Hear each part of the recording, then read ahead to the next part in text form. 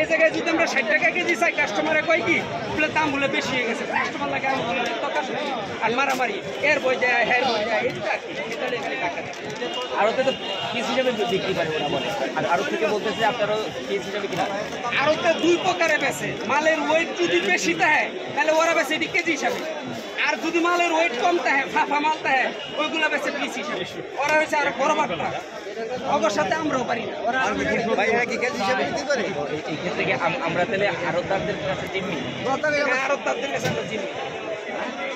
এই যে সারা রাত্র, কালকে সারাদিন ঘুমাই নাই, সারাদিন মাল বেচছি, সারা রাত আজকে ঘুমাই নাই, সারা রাত আরো তো এই যে মালের জন্য ঘোরাফেরা করছি, মাল পাই না। পরে সকালে গেছি, সেরি খাইছি, সেরি খাওয়ার পর আবার আইছি, আয় হাইরে তারপর তো মাল পিছাই পাইটা, লাস্টে যায় এই ছোট ছোট অল্প কটা মাল পাইছি, এই মাল বাজারে আইছি, তারপর তো আমার ঘুম নাই, সারা রাত ঘুম নাই, তারপর তো মাল বেচতে।